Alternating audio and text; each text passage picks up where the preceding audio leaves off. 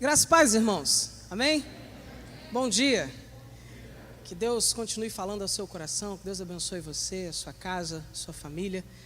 Estamos muito felizes hoje, nesta manhã, em que o Senhor nos permitiu sentir a sua presença de uma maneira tão intensa nesse culto.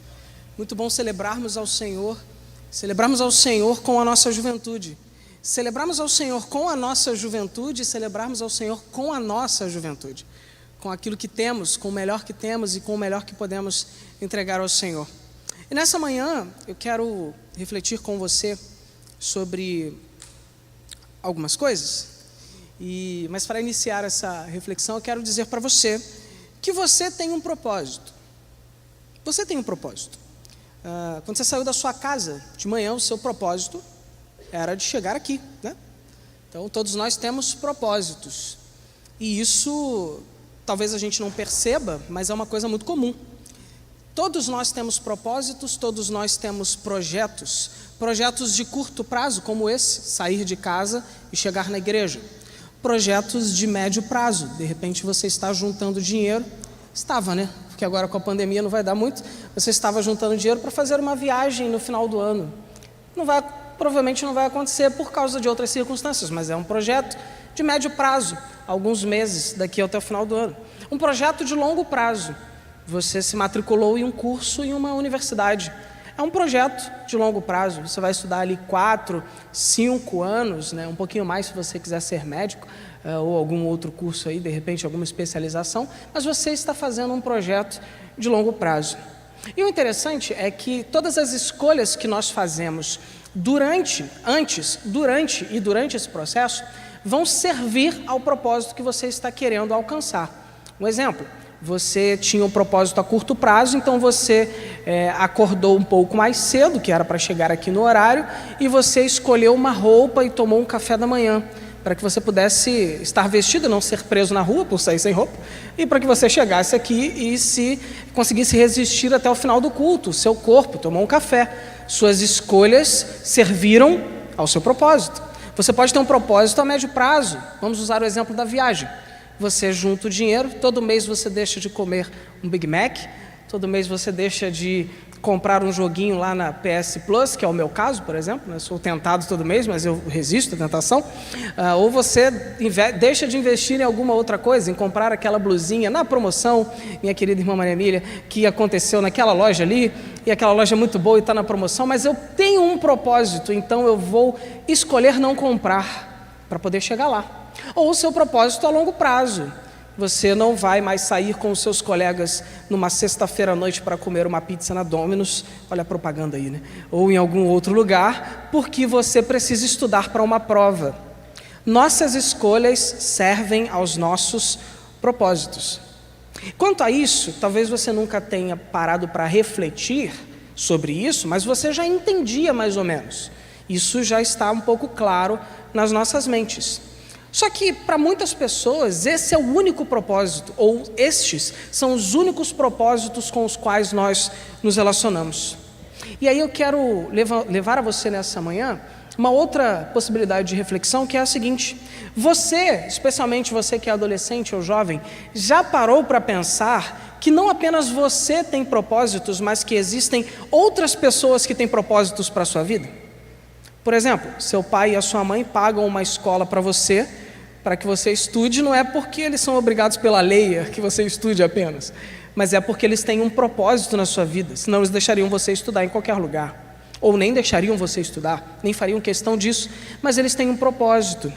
Seu pai e a sua mãe pagam um curso de inglês para você, não é para que você fique, meu pai não quer que eu fique à toa, não, ele tem um propósito, ele quer que você aprenda o inglês, porque isso pode abrir portas profissionais para você mais para frente. Aquilo que os nossos pais fazem por nós, muitas vezes as ações que eles fazem estão servindo a um propósito. Você que é pai entende perfeitamente o que eu estou falando.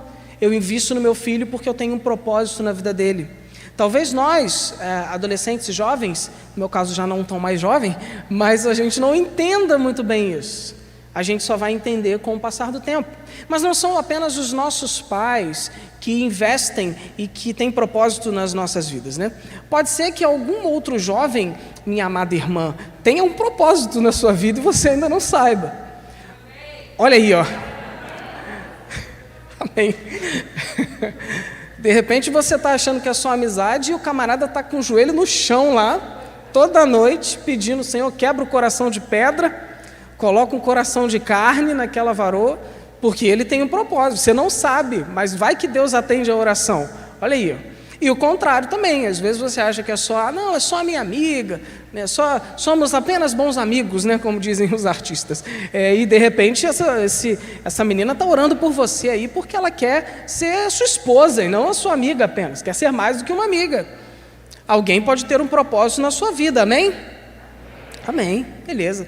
Mas outras pessoas, né, têm propósitos também sobre nós. Os nossos líderes têm propósitos nas nossas vidas. Às vezes o líder te dá uma tarefa, uma missão, né? Missão dada é missão cumprida, já nos ensinaria Capitão Nascimento. Às vezes o líder tem uma missão para você e você fala assim: caramba, qual é o propósito desse negócio? Por que está pedindo para eu fazer isso? É porque ele tem um propósito que você não sabe, mas na cabeça do líder está muito claro.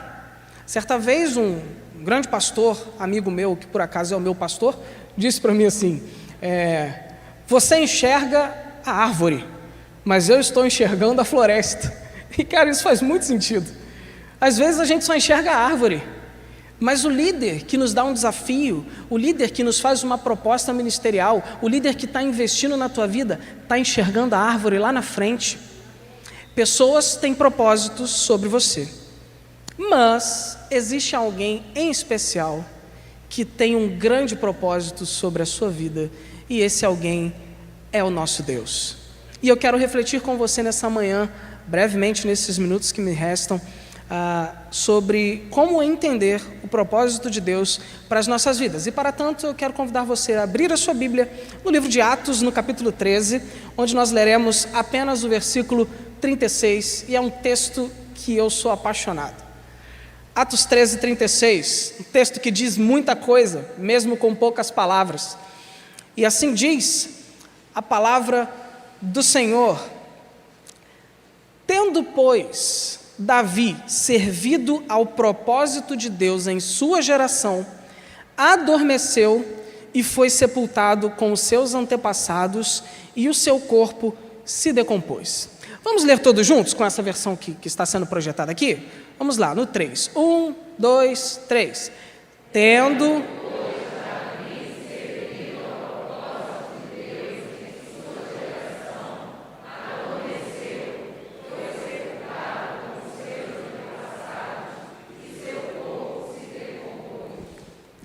Muito bom. Davi foi um personagem extraordinário. Davi, um homem de uma vida intensa, incrível. Daria uma série da Netflix, já deu até novela, né? Da Record aí, mas daria uma série, só a vida de Davi. E esse homem de vida tão intensa e tão apaixonante, né? A maioria das pessoas gosta muito da história de Davi, e é um homem tão significativo para a história do povo de Deus, que a história pode ser dividida, a história de Israel pode ser dividida em antes e depois de Davi, assim como ela foi dividida em antes e depois de Moisés. Davi é um personagem incrível para Israel, incrível para nós também, porque ele traz muito da humanidade que cada um de nós compartilha. Então Davi, sendo obviamente um ser humano, pode mostrar-nos através da sua vida como nós podemos viver servindo ao propósito de Deus. Mas aqui tem um detalhe, é que Davi, o texto não diz que Davi serviu ao propósito de Deus para a sua vida. O texto diz que Davi serviu ao propósito de Deus para a sua geração.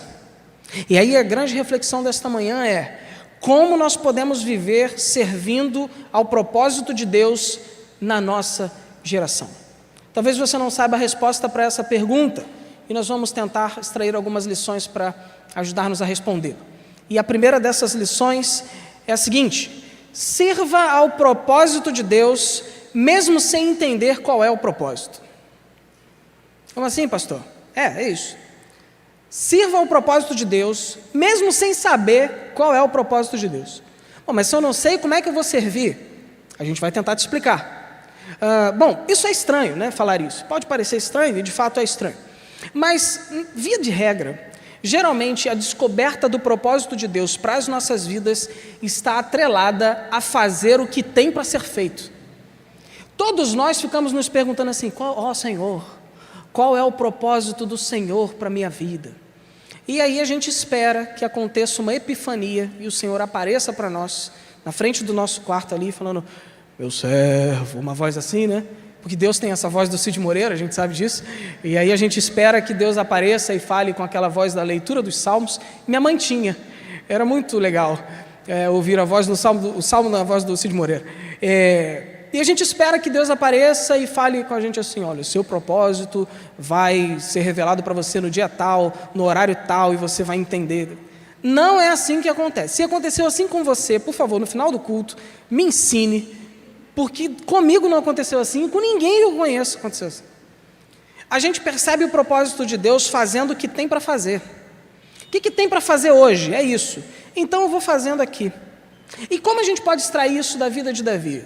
De uma maneira muito interessante. Davi é introduzido na história de Israel no primeiro livro do profeta Samuel, no capítulo 16, quando Deus aparece ali para o nosso querido Samuel, e aí se você puder projetar aí, né? 1 Samuel 16, capítulo 11, deixa aí projetado, a gente vai ler, já vai ler, só uma introdução para esse versículo. Deus aparece para Samuel e diz o seguinte, Samuel, até quando você vai ficar aí chorando, aí, reclamando por causa de Saul? Porque já rejeitei, não adianta não, já escolhi um outro rei, vai lá na casa de Jessé, porque um dos seus filhos vai ser rei. E você conhece essa história, né? Saul chega lá e ele vê o Eliabe lá, todo fortão, bombado, tinha acabado de chegar da academia, do treino de supino, forte pra caramba, tomando o seu shake de whey protein, e aí o Samuel chega e fala, não, esse é o rei. É disso que Israel precisa. Não, não é ele não. Então é o outro aqui que é um pouco menos forte. Não, também não. Então é aquele ali que é super inteligente, está estudando. Não, também não é esse não. E aí os filhos vêm vindo, ele vai e fala para Jessé, Jessé, acabaram os filhos? Tem um que está trabalhando. Tem um que está fazendo alguma coisa. Tem um que está lá no fim do mundo, que ninguém está vendo, cuidando das ovelhas. Tem um que está trabalhando. Então traz esse, Jessé, porque é esse. E aí é o texto que nos mostra. Então perguntou a Jessé, estes são todos os filhos que você tem? E Jessé respondeu, ainda tenho o caçula, mas ele está cuidando das ovelhas. Traga-o aqui e não nos sentaremos para comer enquanto ele não chegar. Davi estava fazendo alguma coisa. Samuel não via, Jessé talvez via, mas não considerasse, seus irmãos talvez vissem, mas não davam importância, mas Deus estava vendo aquele menino trabalhar sozinho.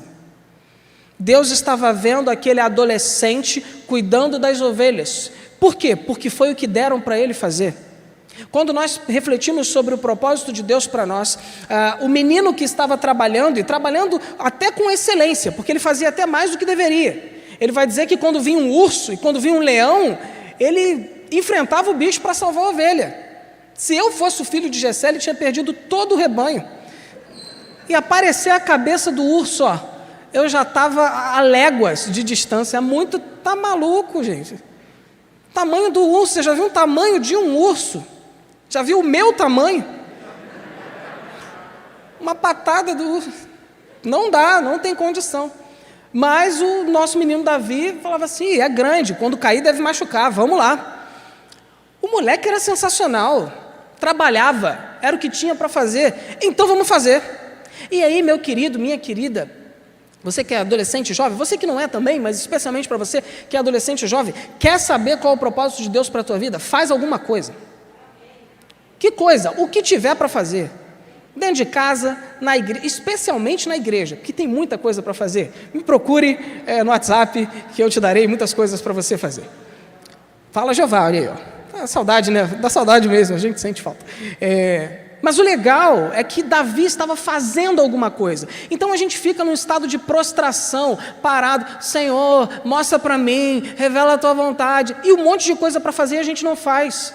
E o legal dessa história, né, uma das coisas que são muito legais nessa história, é que quando a gente não sabe o que tem que fazer, Deus nos ensina que a gente tem que fazer alguma coisa, que vai saber no tempo certo. E aí eu lembro da minha história lá em Jardim Novo Realengo, minha igreja de origem. Cheguei naquela igreja com 16 anos para jogar bola, arranjando confusão com todo mundo, moleque de rua, criado na rua, criado ali em Realengo, né? Cria de Realengo, como dizem por aí, belo bairro, a joia da Zona Oeste, um bairro maravilhoso. Incrível, se você perto do Leblon, Realengo é sensacional. Criado em Realengo, criado na rua, chego na igreja, esse lugar diferente, pessoas diferentes, tentando me adaptar àquela nova realidade, mas eu tive uma experiência com Deus ali naquele processo, e tudo que me davam para fazer, eu fazia. Cheguei na embaixada, né, os embaixadores do rei, lá uma vez embaixador, sempre embaixador do rei, estava lá e, Oliveira, serviço real, opa, o que tem que fazer? Serviço real é o nome que a gente usa para explorar o embaixador do rei, né? Então, tem que bater a massa para a laje, serviço real, não é bater a massa para é serviço real. Oliveira, querido, aplane o caminho do Senhor, capina o terreno da igreja. Estamos lá, capinando o terreno. Tudo que tinha para fazer, eu fazia. Tudo, absolutamente tudo.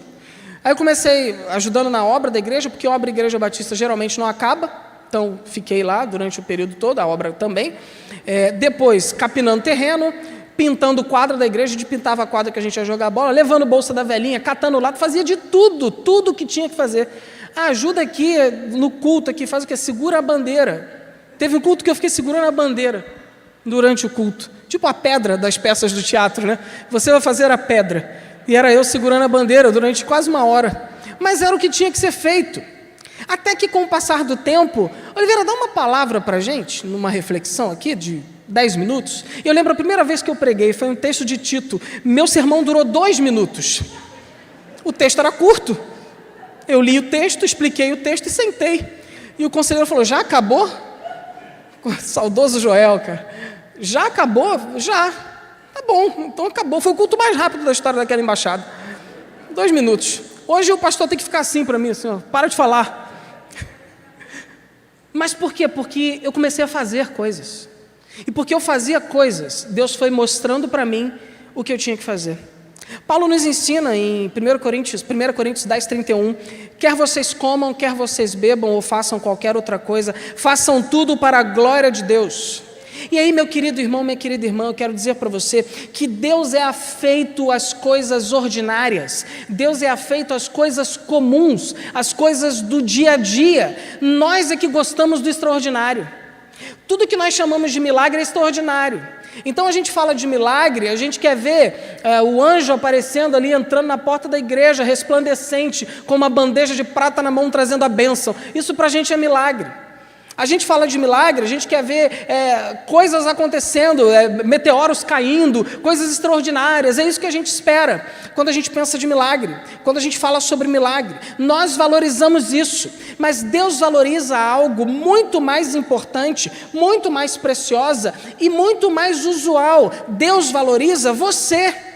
Nós chamamos de milagre quando o anjo aparece. Deus chama o milagre pelo seu nome, porque você é o milagre de Deus na vida de alguém que está ao seu redor. Assim como Davi foi o milagre de Deus na vida das ovelhinhas. Assim como Davi era o milagre de Deus na vida de todas as pessoas que passaram pela sua volta enquanto ele podia. E aí a gente entende que quando eu me torno a ação de Deus e o milagre de Deus na vida do meu próximo, porque eu tenho um coração disposto a servir a Deus, o propósito dele simplesmente vai aparecer na sua mente. Você vai saber qual é. Não tem receita de bolo diferente dessa. Faça o que estiver às suas mãos para fazer, faça para a glória de Deus, faça bem, faça com excelência, e você vai simplesmente entender, como se fosse a coisa mais fácil do mundo, e vai ser, porque você vai estar na vontade de Deus, você vai entender qual é o propósito de Deus para a sua vida, amém? Então, se você quer descobrir o propósito de Deus para a sua vida, servir ao propósito de Deus para a sua geração, sirva ao propósito de Deus, mesmo sem entender qual é esse propósito. A segunda lição que eu quero compartilhar com você brevemente, seguinte: sirva ao propósito de Deus, não tentando realizá-lo você mesmo. Sirva ao propósito de Deus, não tentando realizá-lo você mesmo. Como nós já vimos, Deus promete a Davi que ele seria rei de Israel. Mas Deus não permite que Davi seja coroado enquanto ele não estivesse preparado para ser rei. E eu quero compartilhar com você um outro texto, ainda no primeiro livro de Samuel, capítulo 24, nós vamos ler a partir do versículo 3. Esse texto fala de uma batalha em que o exército de Saul estava perseguindo a Davi. Aqui uma breve introdução, talvez você não esteja familiarizado com essa história. Davi se torna o queridinho de Saul depois que mata Golias, e se torna o queridinho por alguns minutos, porque assim que acaba a batalha o pessoal começa a cantar: Saul matou os seus milhares, mas Davi matou suas dezenas de milhares. E aí Saul olha e fala assim: opa, meu reino está ameaçado, vou tirar esse garoto de circulação. E começa uma série de ações de Saul para sabotar Davi, até o ponto de que a animosidade fica tão intensa em que Saul decide declaradamente matá-lo e passa a persegui-lo, e Davi vai fugindo e fica fugindo por mais de uma década. Entre a ordenação, entre a unção como rei de Davi e a sua coroação, passaram-se mais de 10 anos. E às vezes Deus fala com a gente alguma coisa, a gente quer que Deus responda amanhã, né? Não, Senhor, eu já entendi o seu propósito para a minha vida, então amanhã ele vai acontecer. Ora e espera, porque Deus tem que te preparar para o propósito. E aí, depois de preparar o propósito para você e revelá-lo, Deus te prepara para o propósito.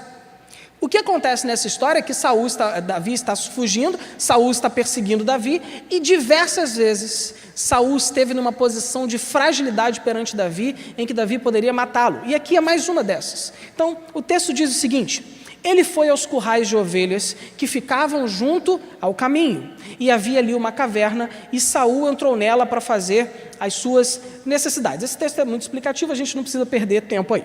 Davi e seus soldados estavam bem no fundo da caverna. E eles disseram: este é o dia sobre o qual o Senhor falou a vocês. Olha isso aqui. Os amigos de Davi falam assim: é Deus te abençoando, varão. Olha aí, Deus te entregou o inimigo.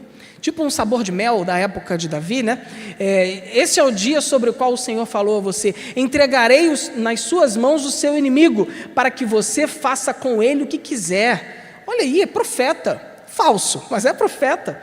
Então Davi foi com muito cuidado, cortou uma ponta do manto de Saul sem que este percebesse. Mas Davi sentiu bater-lhe o coração de remorso por ter cortado uma ponta do manto de Saul. E então disse aos seus soldados: que o Senhor me livre de fazer tal coisa ao meu senhor Saul, de erguer a mão contra ele, pois ele é ungido do Senhor. Que menino, cara! Que coração espetacular! E aí a gente entende por que era um homem segundo o coração de Deus. Que experiência isso! Todo mundo está dizendo: é a tua oportunidade, vai lá. Não. Eu sei que ainda não é o meu tempo. Ele é ungido do Senhor. Porque se Deus me prometeu o reinado, é Deus quem vai me colocar lá. Não sou eu que vou chegar sozinho.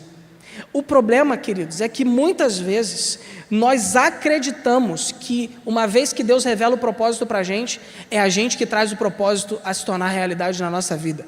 Deus é poderoso para operar tanto o querer quanto o efetuar sobre nós. Se Deus tem um propósito para a sua vida, continue confiando e crendo no Senhor, porque Ele há de cumprir, porque se Ele colocou o desejo no seu coração, Ele vai cumprir isso em nome de Jesus. E aí nós percebemos que talvez matar Saul fosse o melhor para Davi. E era. O cara está perseguindo ele, o cara está perseguindo a família dele. Era o melhor para Davi, mas não era o melhor para Israel, porque Davi não estava pronto. Existe um tempo de maturação do propósito de Deus sobre as nossas vidas. Então, o nosso propósito está ligado à nossa geração, o nosso propósito está ligado a abençoar os outros. Quando nós entendemos que o nosso propósito é para abençoar nós mesmos, nós perdemos o foco do propósito de Deus nas nossas vidas, porque nós devemos servir ao propósito de Deus para a nossa geração, e não é o propósito de Deus que serve a nós na nossa geração. E perceber isso dessa maneira faz toda a diferença. Talvez Deus já tenha falado ao seu coração, meu irmão, minha irmã, lá no meio das ovelhas, lá onde ninguém está vendo, lá naquele trabalho que você realiza e que talvez você até entenda ser um trabalho que as pessoas não dão o valor, mas Deus está vendo. E aí você começou a ficar preocupado, eu preciso antecipar as coisas, está demorando muito. É a síndrome de Sara, né? Está demorando muito, Senhor, vou te dar uma ajuda. Deus não precisa da nossa ajuda, irmãos. Deus quer que a gente participe com Ele, é diferente. Mas Deus não precisa. E quando a gente tenta ajudar Deus, a gente só atrapalha. A nós mesmos, porque Deus também não é atrapalhado por nós. E aí nós vamos entender que Deus chama Davi, Deus mostra para Davi, e que há um tempo, e Davi espera o tempo para dar o passo. O problema é que nós queremos dar o passo sem esperar o tempo.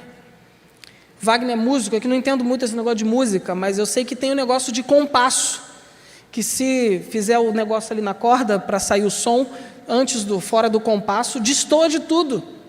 Se você se antecipar, você vai destoar da sinfonia, da melodia.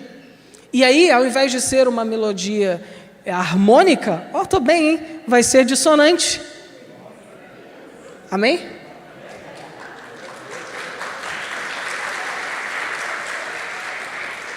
Acho que estão me zoando, mas tudo bem. O que a gente precisa entender, irmãos, é que existe um tempo. Não antecipe o tempo de Deus para a sua vida. Não antecipe, porque você pode frustrar aquilo que você desfrutaria. Não os planos de Deus, não os sonhos de Deus, os decretos de Deus, esses não são frustrados, mas você frustra a sua própria experiência em experimentar aquilo que Deus tem para você. Quantas vezes você ouviu de Deus assim, que você ia ser tal profissão, e que você sentiu que aquilo é o propósito de Deus para a sua vida, e você está esperando a oportunidade, e aparece uma oportunidade meio torta para você conseguir, e você fala, então é de Deus, vou lá. Não vai não. Quantas vezes você não orou pedindo ao Senhor, Senhor, eu quero alguém para compartilhar a vida comigo, Senhor, eu quero alguém para estar comigo, eu quero um namorado, uma namorada do Senhor, e você está orando, e aparece alguém muito legal, muito bonitinho, muito gente boa, fala bem, desenrolado, desenrolada, é essa, não tem muito compromisso com Jesus não, mas é bonitinho. Vai não, cara, vai se machucar, vai se ferir, e depois vai ter que lidar com todos esses traumas na caminhada. Espera Deus mostrar para você o propósito. Davi foi escolhido por Deus porque Davi era pastor, e Deus queria um rei de Israel que fosse pastor, porque rei por rei já tinha Saul, que não valia nada, mas Deus queria um pastor que ocuparia temporariamente um lugar de rei. Eu lembro de uma outra oportunidade que aconteceu comigo, né? Uma vez Deus tinha falado já do ministério, e eu falei assim, eu vou para o seminário. Eu estava no 3º período de Direito, e aí eu fui procurar o meu pastor, porque como eu pensava, né, assim, meu pastor quer que outros pastores existam, então eu vou chegar lá, ele vai me dar um aval e eu vou para o seminário. Eu cheguei lá, servia na igreja, trabalhava na igreja. Pastor, Deus está falando ao meu coração, eu quero ir para o seminário, eu quero trancar a faculdade de Direito e ir para o seminário. Ele, tá, isso é o que você quer, mas você não vai fazer isso, você vai terminar a faculdade de Direito. Pastor César Rebelo, você vai, um abraço pastor, se o senhor nos assistir, você vai terminar a faculdade, e depois que você terminar, a gente volta a falar sobre o seminário. E eu saí contrariado, chateado. O pastor está se levantando contra o propósito de Deus na minha vida. Oh meu Deus, que mundo é esse que a gente vive?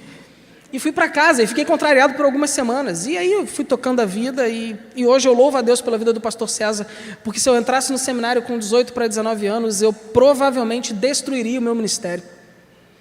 Eu precisava de amadurecimento, eu precisava de desenvolvimento.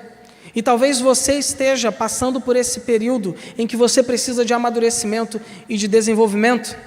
Existe um livro maravilhoso do Gene Edwards chamado Perfil de 3 Reis, em que ele diz o seguinte: Deus permitiu que Saul esmagasse Davi até matar o Saul que habitava dentro de Davi. Talvez você esteja passando pelo deserto da incógnita da existência, porque Deus está matando em você o Saul que está aí dentro. Irmãos, Deus matou o Saul que existia dentro de mim, e Deus me esmagou. E como doeu quando o olheiro quebra o vaso Ah, como dói, irmão. E talvez você esteja sentindo essa dor de não saber o que vai ser o seu futuro e de ter que confiar integralmente em Deus, porque você não tem absolutamente mais nada para confiar e para se abraçar. Mas é extremamente reconfortante, extremamente recompensador, quando ao final nós percebemos que Deus foi matando o Saul que existia em nós durante o processo. Meu querido irmão, minha querida irmã, permita que Deus mate o Saul que existe dentro de você, para que você se torne um Davi. Espere o tempo de Deus, confia no Senhor e você servirá o propósito dele para essa geração. Terceira e última lição que nós podemos extrair desse texto, para você, querido adolescente, querido jovem, você que não é também, nós cumprimos o propósito de Deus para a nossa geração, nós servimos ao propósito de Deus para a nossa geração, quando nós nunca nos esquecemos de quem nós somos. Nunca se esqueça de quem você é em Cristo Jesus. E assim você cumprirá, assim você servirá o propósito de Deus para essa geração. Infelizmente, a vida do nosso querido Davi não foi uma vida de acertos apenas.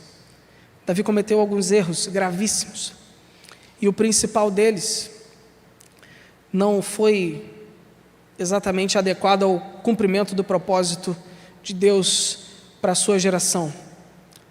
Segundo o livro de Samuel, capítulo 11, vai trazer para nós essa história que você certamente conhece.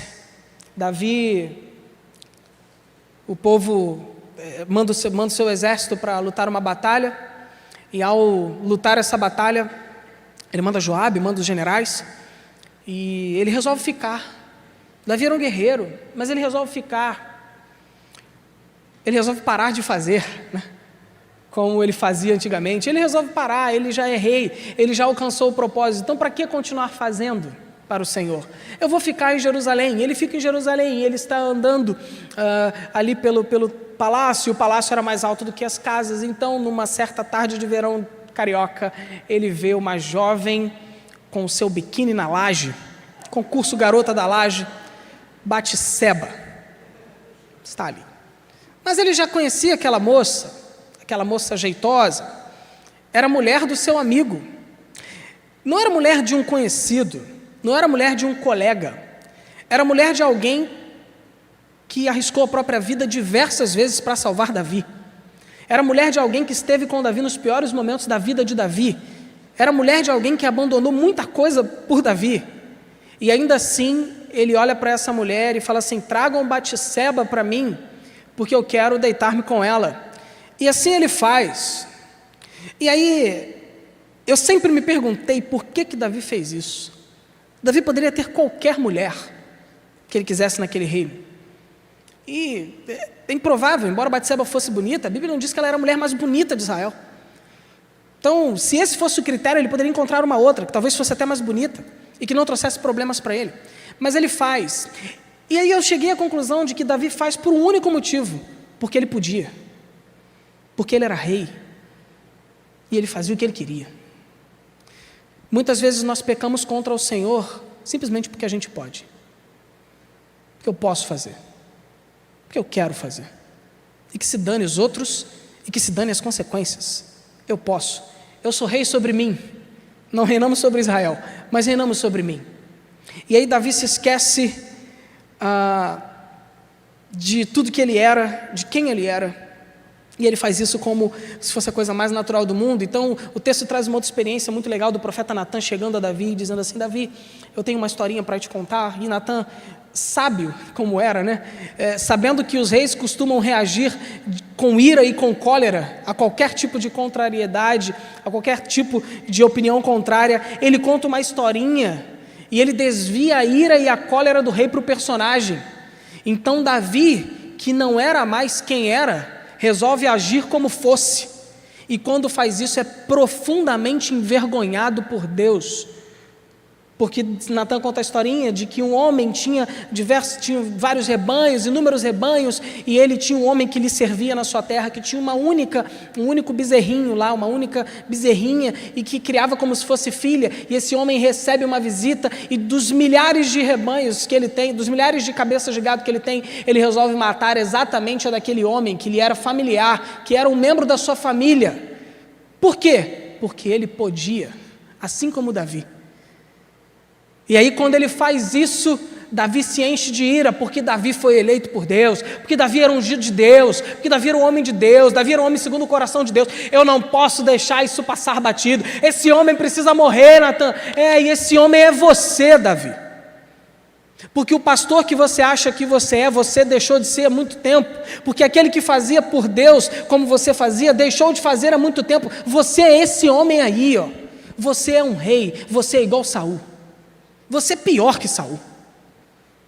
E aí Davi, quebrantado, pequei contra o céu, pequei contra Israel, Senhor, quão grande é o meu pecado. E é o famoso salmo, né? Torna a produzir em mim a alegria da salvação. Davi entra num profundo sentimento de quebrantamento e arrependimento. E Deus restaura Davi, mas quando o profeta Natan repreende Davi, Davi enxerga que ele deixou de ser o pastor que Deus escolheu e se tornou o rei que Deus havia rejeitado. Se você quer servir ao propósito de Deus para a sua geração, meu irmão, minha irmã, não se esqueça de quem você é. Não importa o que as suas companhias digam, não importa o que o mundo diga para você, não importa as circunstâncias, não importam as circunstâncias, não importam as nossas vontades, só importa servir ao propósito de Deus para a nossa geração. E concluindo esse sermão, uma das maiores tentações que nós sofremos concernentes ao propósito de Deus para as nossas vidas é esquecer o motivo pelo qual Deus nos chamou. A vida passa, as coisas acontecem, nós às vezes chegamos onde queríamos e somos tentados a esquecer do real motivo pelo qual nós percorremos toda a nossa história. Há um propósito maior do que eu, maior do que você, maior do que todos nós, que é realizar a vontade de Deus para o nosso tempo, através de nós. Entretanto, essa mensagem não pode terminar de uma maneira melancólica e triste. Deus restaura Davi, Davi sugere ao Senhor ter um templo e Deus permite que ele o faça, e Davi acaba sendo, de fato, o maior rei da história de Israel, mesmo com as suas dificuldades, mesmo com os seus erros. O texto de Atos que nós lemos no início dessa mensagem nos lembra que mesmo com todas as falhas, mesmo com todos os erros, Davi cumpriu o propósito do Senhor para o seu tempo. Deus tem um propósito para a sua vida.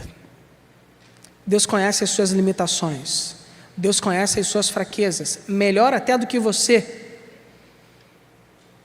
Mas ao invés de olhar para as suas fraquezas e limitações, lembre-se do amor perdoador do Senhor e do poder restaurador do Senhor sobre as nossas vidas.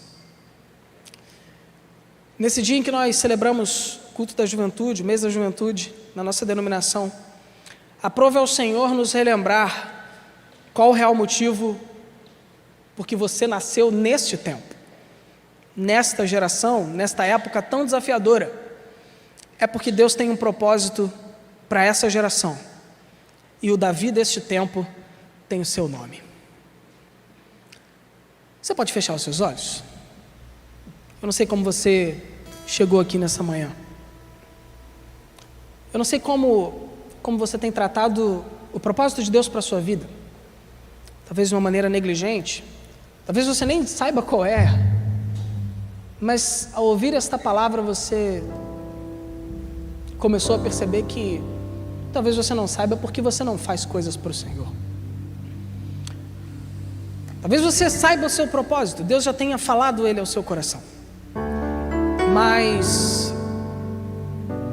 você está com pressa, e parece que ele está muito distante da realidade, e você quer, Deus, chega logo, eu vou te ajudar. Mas você viu que fazer isso vai te trazer problemas. Ou quem sabe você chegou aqui, ou você está em casa, porque você se esqueceu de quem você é. E você tem negociado seus princípios, seus valores, seu lugar como filho de Deus por outras coisas, e isso tem desviado você do seu propósito. Mas se você quer mudar essa história, assim como Davi mudou a sua história, nessa manhã você pode colocar a sua vida diante do Senhor. Você pode colocar diante do Senhor também o propósito que Ele tem para você. Mas eu quero orar por você a respeito disso. E para tanto eu quero convidar você, quero desafiar você corajosamente.